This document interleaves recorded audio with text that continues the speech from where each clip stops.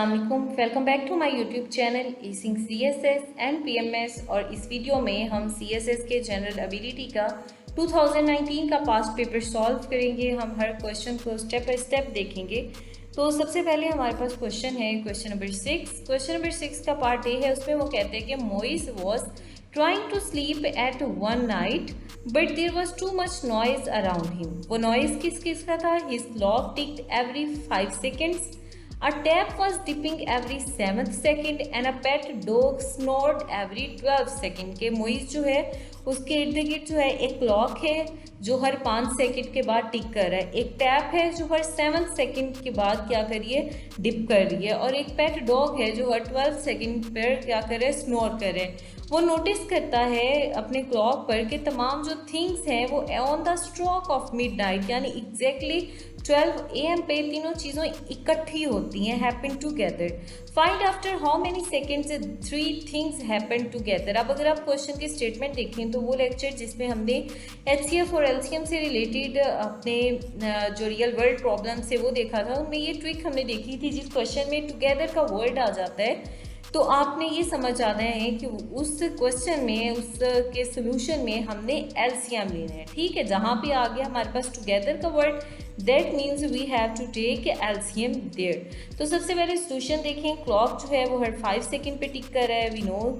Tap जो है वो 7 सेकंड पे, और पेट जो है वो 12 सेकंड पे स्नोर कर रहा है। तो इन चीज तीनों का हमने क्या लेना है? LCM लेना है। LCM लेने का हमें तरीका पता है, हमने इस तरह से एक टेबल ड्रॉ करना होता है, फिर हमने जो प्राइम नंबर्स होती हैं उनके साथ हमने डिवाइड करते जाना होता है। सबसे पहले 5 से कर लेते हैं, 5 1 5, 7 और 12। 7 से कर लिया 1 1 और 12, तो आप 3 से भी कर सकते हैं, पहले 2 से भी कर सकते हैं। हमने 3 से किया, 3 4 टाइम 12, 2 2 टाइम 4 एंड 2 1 टाइम 2। तो फिर हमने इन सब को यानी कि मल्टीप्लाई कर लेना है। तो हमारे पास क्या आ जाना है? LCM of 5 7 and 12। तो LCM ले लिया तो 420 आ गया। यानी कि ये जो तीनों थिंग्स हैं वो टुगेदर हैपन होती हैं हर 420 सेकंड के बाद। यही हमने फाइंड करना था कि कितने सेकंड के बाद तीनों चीज़ें इकट्ठी होती हैं। तो हर 420 सेकंड के बाद ये चीज़ें क्या होती हैं? इकट्ठी होती हैं। तो नेक्स्ट वो कहते हैं कि क्वेश्चन नंबर 6 का बी पार्ट है, इसमें वो कहते हैं कि one pipe can fill a pool 1.25 times as fast as a second pipe. एक पाइप है जो कि पूल को किसी दूसरे पाइप की निस्बत 1.25 टाइम्स ज़्यादा जल्दी से फिल करता है। जब दोनों पाइप ओपन है तो वो पूल को 5 आवर्स में फिल कर देते हैं। अब कितना जो होगा वो टाइम लेगा स्लोअर पाइप पूल को फिल करने में, ये हमने फाइंड करना है। अब आप देखें कि ये क्वेश्चन हमारे पास रेट और वर्क वाला है। ठीक है, रेट हमें पता है कि रेट हमारे पास किसके बराबर होता है? रेट हमारे पास हमने लेक्चर में पढ़ा था कि ये बराबर होता है वर्क डिवाइडेड बाय टाइम के। तो लेट कर लेते हैं कि टाइम जो स्लोअर पाइप ने लिया है वो है x। तो time taken by faster pipe हमें पता है कि फास्टर 1.25 गुना तेज है, तो x डिवाइडेड बाय 1.25। तो दोनों पाइप्स ने कितना टाइम लिया है? ये भी क्वेश्चन में गिवन है, 5 आवर्स लिए है। हमें पता है रेट का फॉर्मूला जो होता है वो वर्क डिवाइडेड बाय टाइम होता है। ठीक है, अब रेट ऑफ स्लोअर पाइप क्या होगा? ऊपर वर्क देखे काम एक ही है, इस वजह से हमने क्या कर लिया है? 1 ले लिया, और टाइम क्या है स्लोअर पाइप का? x है। इसी तरह रेट ऑफ फास्टर पाइप जो है 1 जो है वर्क 1 है डिवाइडेड बाय टाइम, तो इसका टाइम फास्टर पाइप का हमने देखा था कि x डिवाइडेड बाय 1.25। तो ये आ गया सिंप्लीफाई 1.25 और x। तो रेट ऑफ बोथ पाइप्स कितने हैं? चूंकि वो 5 आवर्स में दोनों पाइप फिल करते हैं ना, तो 1 वर्क डिवाइडेड बाय 5 उसका टाइम। तो रेट ऑफ बोथ पाइप्स क्या है? 1/5 है। आप गिवन कंडीशन के मुताबिक ये आप देखें, ये है हमारे पास रेट ऑफ स्लोअर पाइप जमा rate of faster pipe is equal to total rate. Simplify कर लेंगे, हम LCM ले लेंगे इसका, और LCM लेने के बाद x के लिए हम सॉल्व कर लेंगे, क्रॉस मल्टीप्लाई कर लेंगे, तो हमारे पास वैल्यू आएगी x की 11.25। यानी कि स्लोअर पाइप जो है 11.25 आवर्स लेगा to fill that pool. Part number C में वो कहते हैं the cost of hiring a car for 2 days in 2018 was 264 which was 20% more than in 2013. What was the cost of hiring car in 2013? आप देखिए वो कहते हैं कि 2018 में 2 दिन जो कार रेंट पे लेनी है, हायर करनी है, उसका क्या आता था? कॉस्ट ऑफ हायरिंग 264 रुपीज़, जो कि 2013 से 20% ज़्यादा है। अब क्या है 20 जो 2013 में क्या थी कॉस्ट ऑफ हायरिंग, ये हमने फाइंड करना है। लेट कर लेते हैं कि कॉस्ट ऑफ हायरिंग इन 2013 जो है वो x according to given condition 20% of x, यानी कि x जो है वो हायरिंग का आ रहा है ना 2013 में, और x ऑफ 2000 यानी 20% यानी उस पर 20% का इंक्रीज किया है हमने x में, इज इक्वल टू 264। 20% का मतलब है 2 डिवाइडेड बाई 100, ऑफ का मतलब होता है multiply x plus x is equal to 264। Solve करेंगे इसे हम और x आ जाएगा 220, यानी कि x हमारे पास क्या था, x था हमारे पास cost of hiring of car in 2013। तो अगर 2018 में जो है वो cost of hiring of car 264 है, तो 2013 में क्या होगी 220। नेक्स्ट हमारे पास है इसी क्वेश्चन का पार्ट डी। इसमें वो कहते हैं कि आप मैयर सेंट्रल टेनेंसी से क्या मुराद है, इसकी टाइप्स हमने बतानी है। अब सोल्यूशन, सबसे पहले डेफिनेशन जो है, statistical measure that identifies a single value as a representative of entire distribution, मतलब पूरी डिस्ट्रीब्यूशन है उसकी कोई एक सिंगल वैल्यू हम रिप्रेजेंट करार दे देते हैं। वो जो होती है वो मीडियन होते हैं, मॉड होता है या मीन होता है, यानी कि मिडल वैल्यू होती है। इसका मतलब क्या, ये क्या हमें एम होता है एक्यूरेट डिस्क्रिप्शन देना। ये होता है number, it is a number use to represent centre और middle of a set of data, मतलब जो भी डाटा सेट के हमारे पास वैल्यूज गिवन है उसका सेंटर फाइंड करते हैं। सेंट्रल टेंडेंसी की टाइप्स पूछी हुई हैं, 3 टाइप्स की होती है, मीन, मीडियन एंड मॉड। अब मीन, मीडियन एंड मॉड पे इस पर हमने एक पूरा लेक्चर भी किया हुआ है। अब वहाँ पे मजीद एग्जांपल्स के साथ इस कॉन्सेप्ट को अंडरस्टैंड कर सकते हैं। मीन जो होते हैं सिंपल, उसका फॉर्मूला होता है, ये एवरेज होता है गिवन ऑब्जर्वेशन की sum of observation divided by total observation, इसका फॉर्मूला होता है। मीडियन होता है middle value of given observation, यानी कि ये देखेंगे वैल्यूज गिवन है, 3 इस वैल्यू के लेफ्ट पे है, 3 यहाँ पे राइट में है, और जो दरमियान वाली वैल्यू है वो इस पूरे डेटा सेट का मीडियन है। और मोड जो होते हैं most repeated value in the given observation. तो अब देखिए, अब ये हमारे पास सारी जो है वो वैल्यूज हैं, इसमें सबसे ज़्यादा बारी कौन सा नंबर आया है, 5 आया है। तो 5 क्या है हमारे पास, मॉड है। नेक्स्ट है हमारे पास क्वेश्चन नंबर 7। इसके पार्ट ए में वो कहते हैं कि Moiz and Mayer share our lottery win of ₹2000 in ratio 1:4, कि मोइज और मेयर की जो है कोई लॉटरी निकलती है 2000 रुपये की, रेशो क्या होती है 1:4 होती है, यानी मोइज को जो है 1% है और मेयर का जो है वो उसका 4 गुना ज़्यादा होता है। मोइज जो है वो शेयर करता है अपनी लॉटरी को अपनी बीवी और अपने बेटे के दरमियान इस रेशो के साथ, ठीक है। अब कितना उसकी वाइफ जो है उसके बेटे से ज़्यादा मनी रिसीव करेगी, ये हमने फाइंड करना है। तो सबसे पहले देखिए, मोइज एंड मेयर की रेशो हमने लिख ली है। फिर अब आपने जो शेयर वाला हमारा एक टॉपिक था, हमने उसमें पढ़ा था कि जो शेयर हमने अगर फाइंड करना हो तो हम इस तरह से करते हैं कि पहले हम सम ले लेते हैं, जो हमारे पास रेशियोज गिवन हो 5 आ गए हैं, ऊपर हम रखते हैं जिसका हमने जो है वो शेयर फाइंड करना है। मोइज का फाइंड करना है ना, तो 1 ऊपर आ जाएगा, सम जो है वो नीचे आ जाएगा, मल्टीप्लाई उसे कर देना हमने टोटल अमाउंट के साथ। तो 400 रुपीज़ जो है ये मोइज का शेयर आ गया, यानी मोइज ने जो है वो 400 रुपये अपनी बीवी के और अपने बेटे के दरमियान डिवाइड करने हैं इस रेशो के साथ। अब देखिए, सम क्या आ गई, 10 आ गया। वाइफ का शेयर क्या है हमारे पास, यहाँ पे 5 है, 5 डिवाइडेड बाई 10 मल्टीप्लाई 400, 200 मिलेगा वाइफ को। सन का शेयर क्या है, 1 डिवाइडेड बाई 10 मल्टीप्लाई 400 रुपीज़ 40।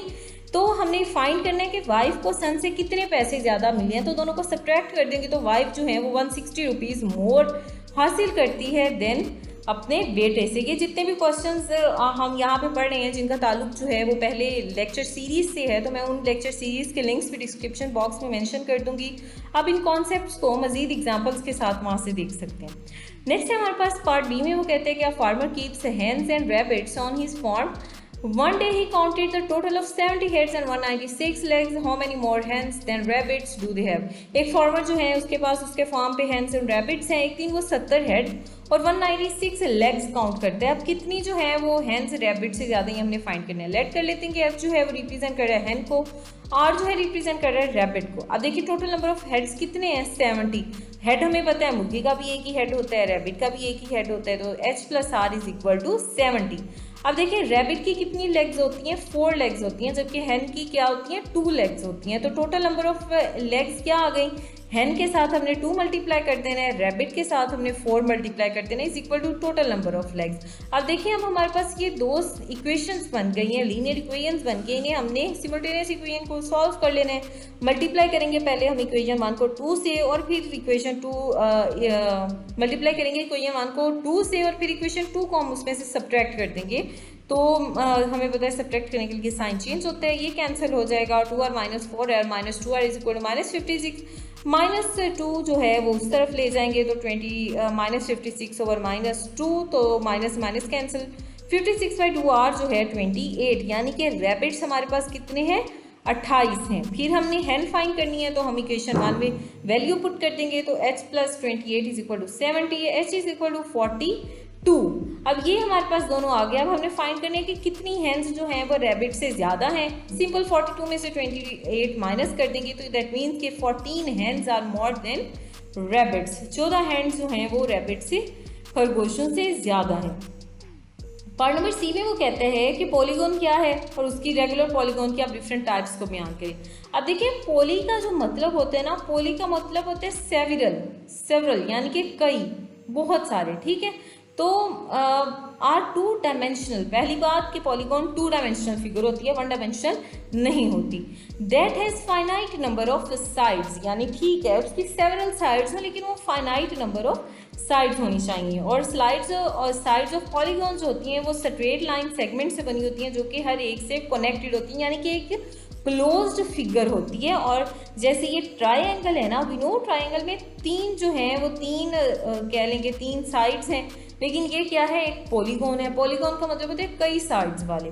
इसी तरह क्वाड्रिलेटरल है, इसके 4 होंगे। पेंटागन है, इसके 5, हेक्सागोन के 6, हेप्टागोन के 7, ऑक्टागोन के 8, नोनागोन के 9 और डेकागोन के 6 साइड्स होंगी। ये आप नाम भी याद कर सकते हैं। तो ये हमारे पास पॉलीगॉन्स की, रेगुलर पॉलीगॉन की जो है वो टाइप्स हैं। तो नेक्स्ट हमारे पास इन सर्टेन कोड कंप्यूटर को हम ये लिख सकते हैं, मेडिसिन को कैसे लिखेंगे। अब आप इस सवाल पे गौर करें, ये हमने प्रोबेबली 2017 के पास्ट पेपर का क्वेश्चन, यानी कि हमारे पास पास्ट पेपर के क्वेश्चंस के रिपीट होने के चांसेस भी होते हैं।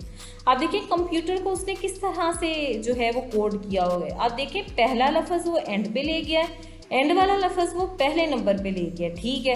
एम हम यहाँ पे एंड पे ले जाते हैं, ई जो है हम स्टार्ट पे ले आते हैं। नेक्स्ट कैसे किया हुआ है, words are written in reverse order और एक स्टेप फॉरवर्ड है। ओ के बाद क्या आता है, पी आता है ना, लेकिन पी को हमने लिखना है पीछे वाली तरफ से रिवर्स ऑर्डर में। एम के बाद एन आता है, एन हमने यहाँ पे लिख देना है। इसी तरह ई के बाद क्या आता है, एफ आता है, तो एफ हमने इधर लिख देना है। डी के बाद ई आता है, ई हमने इधर लिख देना है, यानी रिवर्स ऑर्डर में हमने 1 स्टेप फॉरवर्ड मूव। नेक्स्ट हमारे पास क्वेश्चन नंबर 8, इसमें वो कहते हैं कि 7 पियानो स्टूडेंट्स हैं TUVWXIZ और उन्हें रेसिटल दिया जाता है और उनके जो इंस्ट्रक्टर हैं वो उन्हें इंस्ट्रक्ट करते हैं कि आपने एक ऑर्डर में परफॉर्म करना है। ईच स्टूडेंट जो है वो एग्जैक्टली 1 पीस एक पियानो सोलो जो है वो प्ले करता है। In deciding order of performance तो इंस्ट्रक्टर जो है वो must observe the following restriction. वो कहते हैं कि x can not play first और सेकंड, दैट मीन एक्स ना तो यहाँ पे आ सकता है फर्स्ट पे, ना एक्स जो है वो सेकंड पे प्ले कर सकता है। एक्स या तो 3 पे होगा या 4, 5, 6 या 7 पे होगा। अगली वो रेस्ट्रिक्शन लगाता है कि डब्ल्यू जो है वो तब तक प्ले नहीं कर सकता जब तक एक्स ना प्ले कर चुका है, यानी कि 1 पे तो है ही नहीं एक्स, यानी कि W 1 पे नहीं आ सकता, W 2 पे नहीं आ सकता, W जो है वो 3 पे नहीं आ सकता क्योंकि उसने परफॉर्म करना है एक्स के बाद। तो चौथे नंबर पर, 5वें पर या 6ठे पर या 7वें पर जो है वो W आ सकता है, ठीक है। फिर वो कहते हैं कि या तो Y या Z जो है उन्हें W के फ़ौरन बाद प्ले करना चाहिए, यानी कि W के फ़ौरन बाद प्ले करने वाला भी कोई नंबर है। दैट मीन्स कि W हमारे पास 7th नंबर पे भी नहीं आ सकता, W 4, 5 या 6 नंबर पे प्ले कर सकता है। और Y और Z जो हैं इमीडिएटली आएंगे ना आफ्टर W, यानी कि वो या तो 5वें भी आ सकते हैं या 6ठे भी आ सकते हैं या 7वें भी आ सकते हैं। फिर वो कहते हैं कि neither T nor Y can play 7th, यानी कि T और Y जो हैं वो ना तो 7th प्ले करेंगे ना वो 1 पे प्ले करेंगे, वो या 2nd, 3rd, 4, 5 या 6 पे प्ले करेंगे। और V जो है वो मस्ट प्ले इमीडिएटली आफ्टर और बिफोर U। V जो है वो U के फ़ौरन बाद या पहले, यानी कि अगर U जो है वो 2 पे है ना तो V 1 पे होगा और 3 पे जो है 3rd नंबर पे जो है वो वी परफॉर्म करेगा। नेक्स्ट जो सेकंड पार्ट है उसमें वो कहते हैं कि अगर वी पहले खेल लेता है तो कौन सा इनमें से ट्रू होगा, क्या टी 6 प्ले करेगा, एक्स थर्ड प्ले करेगा, जी 7 प्ले करेगा, टी इमीडिएटली वाई के बाद प्ले करेगा, या डब्ल्यू जो है वो इमीडिएटली एक्स के बाद प्ले करेगा। तो अगर वी जो है प्लेज फर्स्ट तो जी को 7th प्ले करना चाहिए। आप ये ऊपर जो भी सारा हमने इसका फर्स्ट पार्ट देखा है इस सवाल का उसको देखेंगे तो आपको ये बात बड़ी आसानी से समझ आ जाएगी। ये इस तरह की सीक्वेंस इनकी प्लेस की बनेगी प्ले करने की कि जी जो है उसे 7th नंबर पे आना है। जी ने हमेशा 7th नंबर पे ही रहना है। पहले नंबर पे वी रहेगा, दूसरे पे जो है वो यू रहेगा, ठीक है। फिर जो टी एक्स वाई और डब्ल्यू है, टी एक्स डब्ल्यू और वाई है, इनकी पोजीशन हमने सब में चेंज करते जाना है। तो हमारे पास ये वाले ऑर्डर्स जो है वो एक्सपेक्टेड हैं। नेक्स्ट वो पार्ट बी में कहते हैं यू जो है यूनिवर्सल सेट है। हमें पता है कि वो कोई होल नंबर है 10 से 24 तक होल नंबर, यानी कि सारे नंबर्स आ जाएंगे 10 to 24। ए में सिर्फ इवन नंबर्स आ जाएंगे जो 2 से डिवाइड होते होंगे 10 से 24 तक, और बी से वो वाले नंबर्स आ जाएंगे जो 5 से डिवाइड होते होंगे। हमने ये इंटरसेक्शन बी फाइंड करना है। अब आपको पता है हमारे पास फॉर्मूला होता है number of A intersection B is equal to number of A plus number of B minus number of A union B. A union B हमारे पास यहाँ पे क्या है, यानी ए के भी सारे एलिमेंट्स बी के भी सारे एलिमेंट्स, तो ये ए यूनियन बी आ जाते हैं। नंबर ऑफ ए के नंबर्स को काउंट करेंगे 8 है, बी के नंबर्स को काउंट करेंगे 3 है, ए यूनियन बी के नंबर्स को काउंट करेंगे वो 9 है। फॉर्मूले में वैल्यूज पुट करेंगे, सिंप्लीफाई करेंगे तो इंटरसेक्शन बी की वैल्यू क्या आ जाती है हमारे पास, कितने नंबर्स होंगे ए इंटरसेक्शन बी में, वो 2 नंबर्स होंगे। यही हमने फाइंड करना था। नेक्स्ट है पार्ट नंबर सी में वो कहते हैं कि ये एक फिगर है, ए जो है वो अमेरिकन को रिप्रेजेंट कर रहा है, एस जो है वो साइंटिस्ट को रिप्रेजेंट कर रहा है, पी जो है वो पॉलिटिशियंस को रिप्रेजेंट कर रहा है। अब ये जो ये वाले हैं ना दरमियान में सर्कल्स, ये शो करते हैं ओवरलैपिंग, यानी जैसे ये डी है ना तो डी अमेरिकन भी है और डी जो है वो साइंटिस्ट भी है, इस तरह से। अब हमने देखते हैं वो क्वेश्चन में कहते हैं कि अमेरिकन जो हैं वो वाले अमेरिकन जो पॉलिटिशियन है लेकिन साइंटिस्ट नहीं है, वो अमेरिकन जो पॉलिटिशियन है लेकिन साइंटिस्ट नहीं। आप देखें डी जो है ये तो साइंटिस्ट भी है, ए जो है ये भी साइंटिस्ट है, तो सिर्फ बी है जो वो पॉलिटिशियन जो कि साइंटिस्ट नहीं है। तो साइंटिस्ट जो कि पॉलिटिशियन है लेकिन अमेरिकन नहीं है, तो साइंटिस्ट जो कि पॉलिटिशियन तो है। अब देखिए ये साइंटिस्ट है, डी जो है ये साइंटिस्ट है अमेरिकन भी है, ये जो है साइंटिस्ट है लेकिन अमेरिकन भी है, तो सिर्फ एफ है वो साइंटिस्ट जो कि अमेरिकन नहीं है बल्कि पॉलिटिशियन भी है। हमारे पास डी पार्ट है, इसमें वो कहते हैं कि हर एक पैकेट है, each packet of washing powder जो है उसमें 1 टोकन है और 4 टोकन के बदले आपको एक फ्री पैकेट मिल सकता है। एक वॉशिंग पाउडर का हर वॉशिंग पाउडर के पैकेट में 1 टोकन है और हर 4 टोकन के बदले में आपको एक free packet of washing powder मिल सकता है। तो कितने जो है फ्री पैकेट्स मिलेंगे अगर 64 पैकेट्स वो खरीदता है? तो सिंपली देखेंगे क्वेश्चन जो है इस तरह आ जाएगा कि 64 पैकेट्स में कितने टोकन्स होंगे, 64 टोकन्स होंगे। तो अगर 64 टोकन्स हैं और हर 4 टोकन के बदले एक फ्री मिलता है तो 64 डिवाइडेड बाय 4 यानी कि टोटल 16 जो हैं वो फ्री पैकेट मिल जाएंगे। तो ये था हमारा 2019 का जनरल एबिलिटी का पास्ट पेपर। इस में हमने सारे क्वेश्चंस को सॉल्व किया। मज़ीद यहाँ पे जो क्वेश्चंस हैं उनके जो लेक्चर्स के लिंक्स हैं वो मैं डिस्क्रिप्शन बॉक्स में मेंशन कर दूंगी, आप वो लेक्चर्स वहाँ से ले सकते हैं। और अगर आपने अभी तक चैनल को सब्सक्राइब नहीं किया तो चैनल को सब्सक्राइब कर दें ताकि हर आने वाली वीडियो आपको वक्त पर मिल सके। नेक्स्ट वीडियो में हम 2020 के जनरल एबिलिटी के पास्ट पेपर को सॉल्व करेंगे। तब तक के लिए अल्लाह हाफिज़।